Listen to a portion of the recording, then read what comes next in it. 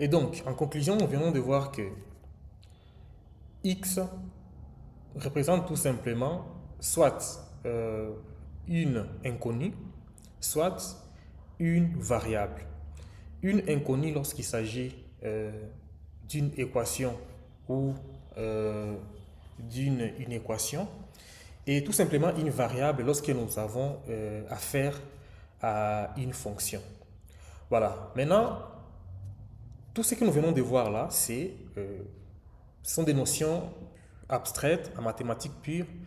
Maintenant, nous allons essayer de voir ce qu'une fonction représente pratiquement, c'est quoi une fonction pratiquement, et c'est quoi une variable pratiquement. Alors pour ce faire, on va essayer de prendre un exemple très simple qui va nous aider à comprendre ces deux notions. Alors, qu'est-ce qu'on va faire? Nous allons prendre un cas. On considère un véhicule qui se déplace sur une route horizontale à une vitesse constante. Ça veut dire une vitesse qui ne change pas. D'accord? Et prenons, dessinons comme ceci. Nous avons un véhicule qui va quitter ici au point A et qui va se diriger dans ce sens avec une vitesse qui est constante. D'accord? Une vitesse qui ne change pas. D'accord? Ok. La vitesse étant constante, au moins nous savons qu'il y a quelque chose qui, elle, doit toujours changer, c'est le temps. D'accord? On ne peut pas arrêter le temps. Ça veut dire, durant son parcours, il y a quand même le temps qui s'écoule. Ok? Et l'espace qui sera parcouru par ces véhicules, si je peux appeler ça E, cet espace dépend de ces temps.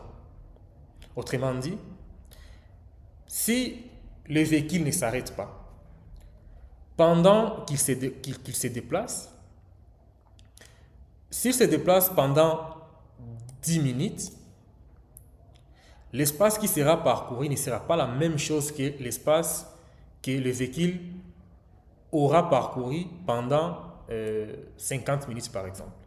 D'accord? Autrement dit, plus le temps est grand, plus la distance parcourue est grande. D'accord? Plus le temps est petit, plus l'espace parcouru est petit aussi. D'accord? Donc on va se dire, je peux écrire comme ceci, et pour dire espace, dépend du temps. D'accord? Les t, donc du temps qu'on va abréger par t. D'accord? Mais aussi, notre vitesse, notre véhicule, l'espace qu'il va parcourir va dépendre aussi de cette vitesse qui est constante. Autrement dit, si le véhicule se déplace avec une vitesse de 2 km par heure, ça veut dire à chaque 1 heure, le véhicule parcourt 2 km. Ça ne sera pas la même chose si ce véhicule parcourait par exemple 5 km par heure. D'accord? On comprend bien que notre espace ici, qui sera parcouru, va dépendre du temps, d'accord? Et de la vitesse, d'accord? Et de la vitesse, d'accord? Bon, je peux écrire, je vais permuter un peu, je peux dire, ça dépend de la vitesse et du temps. Je préfère l'écrire comme ça, d'accord? Alors, une chose il faut qu'on comprenne, c'est que quand on dit quelque chose dépend de quelque chose, si on veut exprimer ça mathématiquement, ok, la dépendance, c'est l'égalité. D'accord? Donc on va dire, si on remplace dépend de par égal, on va avoir E égale V et T. D'accord? Il faut maintenant qu'on trouve, parce qu'on veut avoir en fait une relation mathématique de ce que nous venons de dire ici. Ça, c'est un langage, ça c'est en français. On dit espace dépend du temps et de la vitesse. D'accord? Ça c'est en français. Maintenant, on veut trouver une expression mathématique de ça. D'accord? Déjà, la dépendance en mathématiques dépend de quelque chose, c'est l'égalité. OK? Maintenant, on va comprendre les et. Ça sera remplacé par quoi? D'accord? Pour cela, on va prendre un cas simple. OK? Un exemple simple. Supposons qu'on vous dit, quelqu'un vous dit, apporte-moi, disons, de l'eau et prenons 10 pains.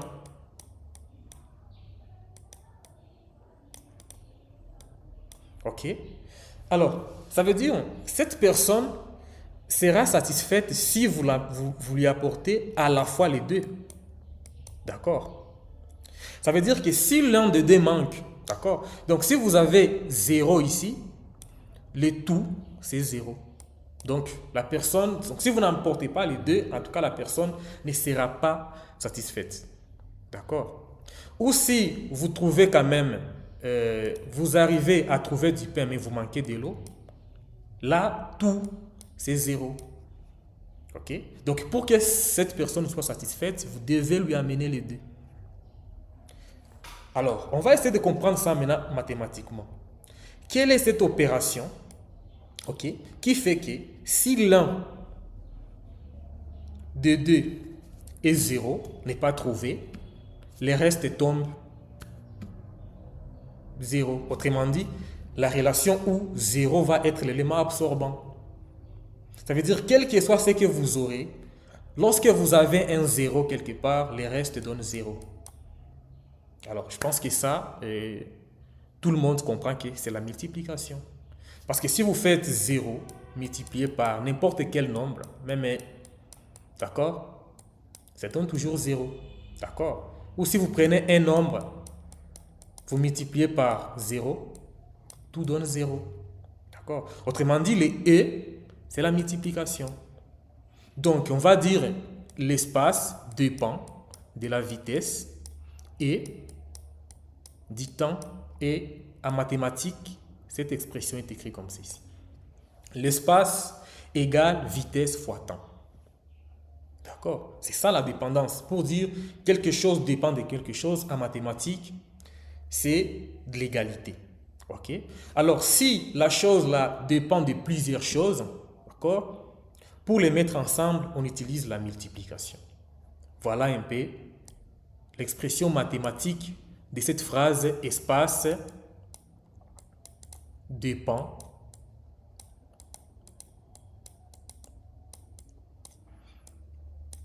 de la vitesse et du temps. D'accord? Maintenant, remarquez une chose. Dans notre cas, nous avons pris que notre vitesse ici, c'est une constante. OK? Ce qui varie pendant ces trajets, c'est quoi? C'est le temps. Donc, vous comprenez que le temps, c'est quoi? C'est une variable. D'accord? Autrement dit, notre espace ici, d'accord? Autrement dit, notre espace est, comme on l'a vu en mathématiques, est fonction du temps. Parce qu'on vient de voir que la vitesse, elle est constante. Ça veut dire, notre espace est fonction du temps. Donc, on peut écrire et, si on l'appelle, par exemple, on peut dire et dt égale à quoi? Égale à vt. OK? Qui devient une fonction. Ça veut dire c'est comme une fonction en mathématiques. On peut dire et. Donc, les t remplacent les x en mathématiques pour dire e de x égale à v de x avec les x qui est les. Nous venons de voir que la seule chose, si la vitesse est constante, la seule chose qui va faire varier notre distance, c'est le temps. Donc, si le temps change, okay, plus le temps avance et plus notre véhicule sera en train de parcourir une grande distance. Parce que là, on a supposé que le véhicule ne s'arrête pas. On a supposé que pendant le temps que nous sommes en train d'étudier notre véhicule, le véhicule est toujours en déplacement. D'accord? Alors, donc les x là qu'on voyait en mathématiques, c'est ça le temps ici. La chose qui est en train de changer, la chose qui est en train de... Parce que ce qui explique en fait ces déplacements ici, c'est notre temps. Comme la vitesse, elle est constante. Et c'est ça en fait ce qui représente pratiquement, je peux dire, la variable x. Et donc là, vous comprenez que E égale à vt c'est une fonction, ok? C'est une fonction de t, ok? Donc, je peux l'écrire par exemple, si je veux, je peux le faire f de t. Comme en mathématiques, nous sommes habitués à toujours, à chaque fois qu'il y a une fonction, c'est soit f, soit g, c'est la même chose, égale à vt. Donc, quand vous avez quelque chose comme ça, ou comme ça, c'est juste pour vous dire que votre espace est fonction du temps. Donc, votre espace varie en fonction du temps. OK? Voilà. Voilà un peu ce que je peux dire de la variable x. Et nous venons de voir mathématiquement ce que ça représente et pratiquement ce que ça représente. Par exemple, si nous prenons t égale 1, d'accord, nous allons avoir espace égal, bon, supposons que comme la vitesse est une constante, supposons que la vitesse, prenons une vitesse, d'accord, constante qui est égale à 2 mètres par seconde, d'accord. Donc si la vitesse égale 1 seconde, nous allons avoir 2 mètres par seconde multiplié par 1 seconde. Bon, les secondes et les secondes vont s'annuler. Donc, je vais avoir 2 mètres fois 1, ça fait 2 mètres. Donc, dans une seconde, notre véhicule, avec cette vitesse ici, notre véhicule va parcourir 2 mètres.